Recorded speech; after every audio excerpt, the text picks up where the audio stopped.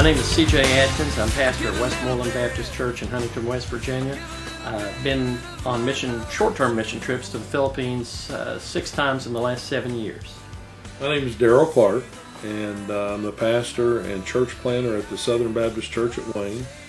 And I just got back from my 3rd trip to the Philippines and enjoyed it very much. My name is Rick Gunnell. I'm a Sunday School Director at Westmoreland Baptist Church, and this has been my 2nd trip to the Philippines. I'm deacon here at Westmoreland Baptist Church, and this is my 2nd trip to the Philippines. Well, I had a lot of anticipation, having been there, having been there 5 times before. I had a lot of anticipation in making the trip. Real busy putting the logistics together, and kind of putting everything together for the team, and making all the arrangements and all. And I was encouraged by the team that we had going this year, which included 5 that went last year and 1 new one, Joey Spurgeon.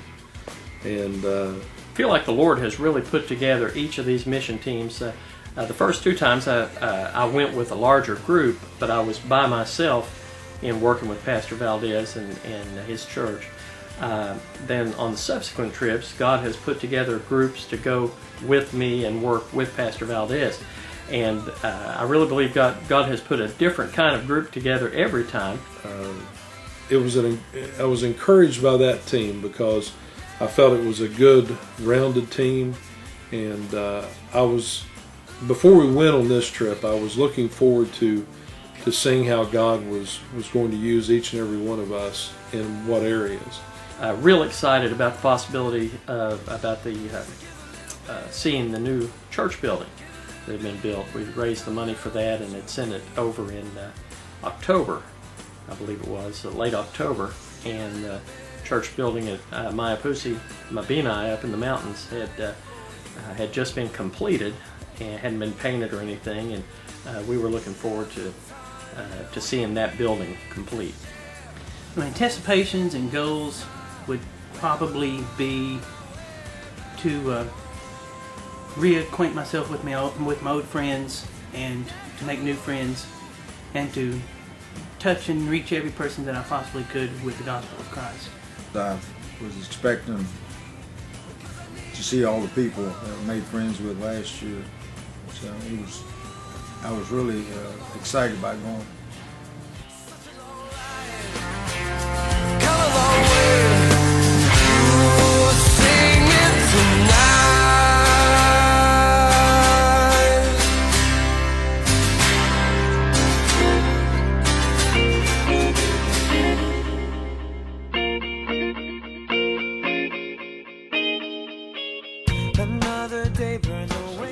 The plane ride, the plane flight, and the airport exchanges, I have just one phrase for it: hurry up and wait. We flew from Huntington, of course, to Charlotte, North Carolina, and it seems like maybe we had about an hour and a half or so there in Charlotte. From Charlotte, we flew again on U.S. Airways to Los Angeles, and in Los Angeles, we probably had about 4 hours there. The flight from Los Angeles to Hong Kong is always the longest. Generally takes about 16 hours. The flight that's long, you sit down, you get numb of sitting, you get up, watch shows 2 or 3 times, the same movie 2 or 3 times.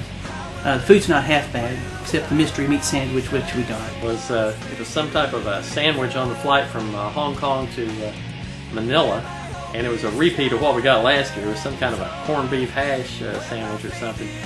Not good. Get to LA, and we have a short layover, but because of inclement conditions, bad weather, redirected flight plans, and have to fly a longer out of the way. We had the wait and delay because of the plane coming in. Then when we finally got boarded, that seems like it takes forever. It's like trying to herd cats. Because the trip from Los Angeles to Hong Kong was delayed and took longer than planned. And we missed our flight, our original flights. This time we missed our original flight again. And when we got there, it was very Cathay Pacific. I have to give them credit. They took care of us, got us on the next available flight. Had people there when we got off the plane to usher us to where we needed to get to and show us where we needed to get to quickly. And we were able, and they held the plane for us, and we were able to get on there, and all 6 of us made it, and all of our luggage made it, which to me is a miracle.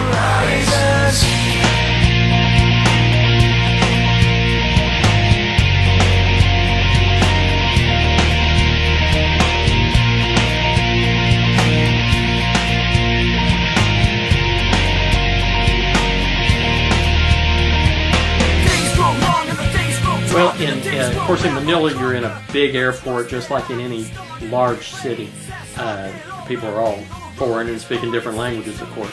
But then when you make the about the hour flight to Dumaguete and you get off the plane there, it's a little small airport. You get off and come down steps. You don't go through the jetways like you do in the big airports. And you come down those steps and it's hot. It's hot. It's humid. Sometimes there's an aroma in the air, and the heat is almost overpowering. And we travel in January, and we leave here in cold weather, and when we arrive there, it's like July or August here, and high humidity. There's just a flood of emotions. There's it seems like 30 or 40 porters there at that little airport trying to help you with your baggage and all that. And of course, the people that are there to meet us at the plane, they're standing outside the security area waving like crazy. And there's just a flood of emotions that come over you. As I say, this is my 6th time, and it's always a real emotional time when I get off the plane there. And I found the last 2 years that the emotions just start swelling inside of me before we even get off the plane. As I'm standing, I'm anxious to get off. I'm anxious to see the people. I'm anxious to hug them, to tell them I love them, to tell them it's good to see them again. And the emotions just swell inside of you, and it's hard to explain because the love and the bond that is developed between myself and many of the people there is inexplainable. It's a true love, a true Christian, godly love between brothers and sisters in Christ, and it's like you. On one hand, you haven't seen them for a year, and on the other hand, it's like you just saw them yesterday.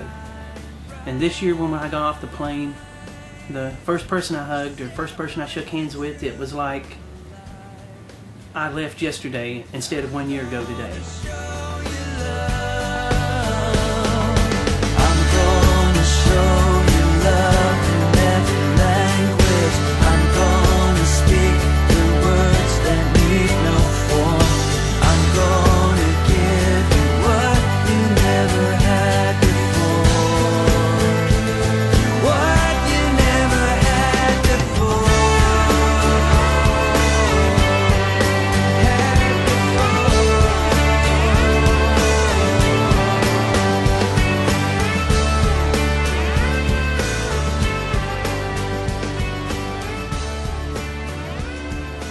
The beauty of the land is one of the first things you see.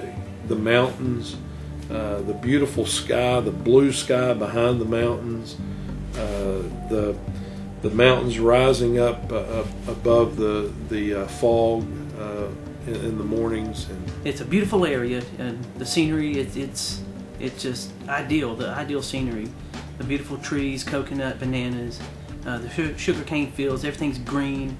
The climate, it's tropical, and it's like living in paradise. There are mango trees and banana trees and that sort of thing. It's a picturesque setting with poor people in the middle of it. And you also see a lot of poverty, and that kicks in. The people live in very humble circumstances. Those houses, many of them don't have running water, of course. If they do, it's just cold water. A shower in many of those houses consists of a corner of a room that has a hole in the floor and a bucket of water and a dipper, and they'll bathe that way. Most of the folks in the rural areas, of course, live in what they call nipa huts or nipa houses. Those would be houses built primarily out of either bamboo or a combination of bamboo and coconut products, coconut tree products. The roofs are what I grew up, I guess, calling a thatched roof, but it's actually the fronds of palm trees. You see them selling them along the side of the road, whole shingles, if you will, of those things that have been sewn together, so to speak, and they're just laid on a wood frame. Windows and doors are pretty much open. That's partially because of the heat and the need for the ventilation and so forth. And so you got lots of varmints going in and out as well as the people. And then you see the mass transit, which is, and by that I don't mean buses and trains, I mean a bunch of people moving left and right, forward and back, all over the place, and anything from the little pedicabs to the share rides, to the bigger vehicles and trucks, and the traffic is just tremendous, and there's no traffic signals at all. We have more red lights on this street than they have in their whole city. There's just a cacophony of sound. There's those motorbikes and pedicabs, the sound of those small engines, and constantly beep, beep, beep of the horns. There's not a traffic light in the city, 110,000 people in that city, and not a traffic light. I don't know if I've ever seen a stop sign. It's a real adventure when you come to an intersection. They kind of look at each other, and you'll see drivers kind of do a little eyebrow thing or put their lips out, and they've got little non-verbal signals they send. But it's just lots of activity downtown, all kinds of shops, very, very unlike our shops and stores, except for one large department store they have, which is more of a Western style type thing. It looks like New York City without any traffic lights.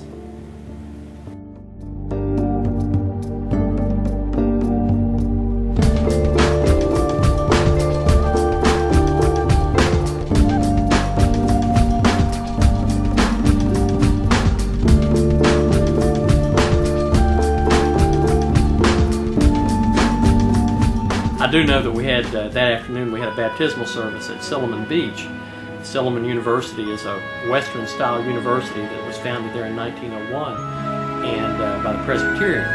And it's a large university. Young people come from all over the Philippines and even foreign countries to attend there.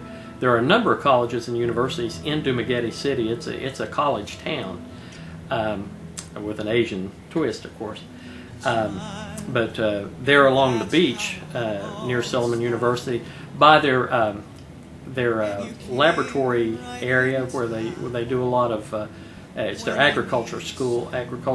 They have an area where they have experimental things with crops and stuff, and they even had a crocodile breeding project that was going on the other side of the wall from the beach where we had the baptism. There were a number of people who come down from the mission church to be baptized, and then a couple of other folks from the new members at the mother church. And Joey Spurgeon and Darrell Clark helped Pastor Joseph Zerna do the baptism this time. The other place we went, a place called Lamdas in Mabinay, a village that it's not at the end of the world, but you can see it from there. You know, it's the most remote place I've ever been in my life.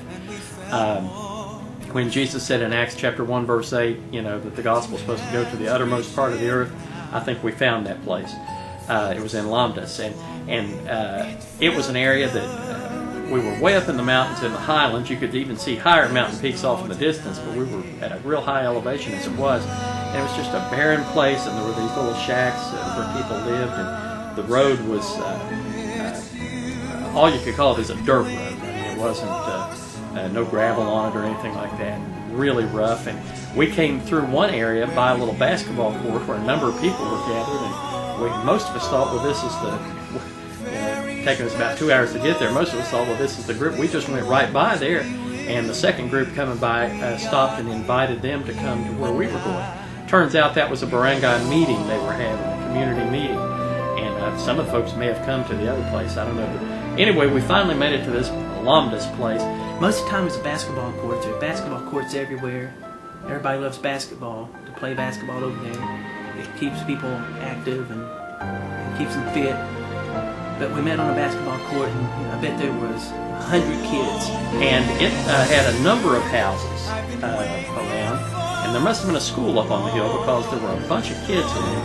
And there must have been, I didn't count it, but there must have been close to 200 children that swarmed around Joey and Rick Gunnell, and they used the Evangicube to tell the gospel, share the gospel. You come out with an Evangicube sharing the gospel of Christ with them, and they're like, look at the magic box, and everybody was looking and listening through the translator, which was Miss Valdez, and kids seemed to be very responsive with the Evangicube. And after we shared the Evangicube and the plan of salvation with the kids and had prayer, we worked with other kids.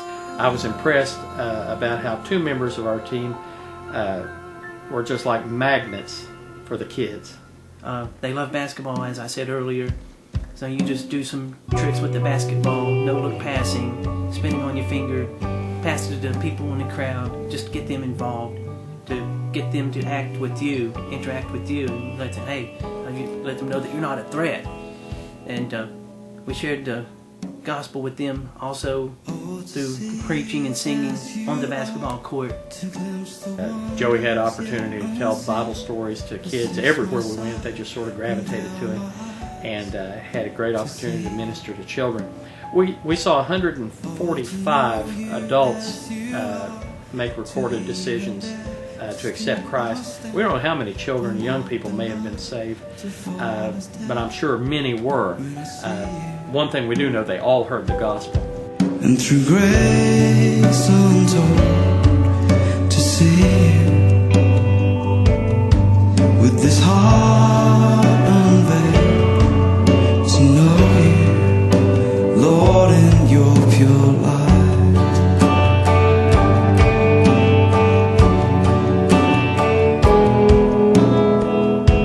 How great the glory of your name, how small the voice I humbly bring. Yeah, with my all I raise a song when I see you. It is the song of love's pure light, the grace reflected in these eyes, the overflow of those who know. The time to leave comes very quickly. Well, we got to leave tomorrow. Then you start getting sad because you're missing your friends up here already. It's like when you leave home, you miss your families when you leave, but when you start to leave there, you miss your family there. And you miss your family, and you look forward to getting back, and being a little more comfortable. God didn't call us to be comfortable, but when He called us on those trips, He called us to be obedient. But you look forward to coming home and being with the family and all. But you really hate to leave those folks. They are so loving, and our presence there means so much to them, simply because of the relationships we've built and the resources that we've helped supply. They hate to see us go, and by the time we go to the airport, there's lots of tears and that sort of thing. And it's like, okay, and you try to smile through your sadness and not really put on a front, but just suck it up a little bit and not let the other ones know that you're really sad about going. It's bittersweet.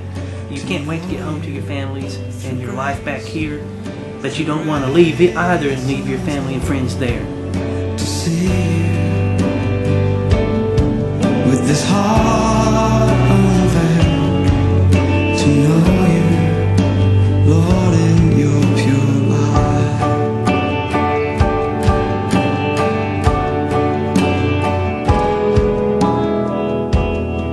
And I'll sing of the wonders of your grace, sing of the wonders of your grace, sing of the wonders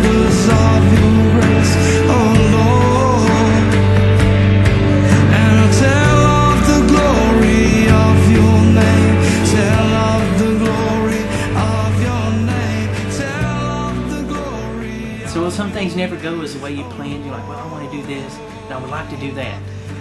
But looking back on it, some things went the way you planned, but 98% of it didn't. And you, like, well, God controlled it.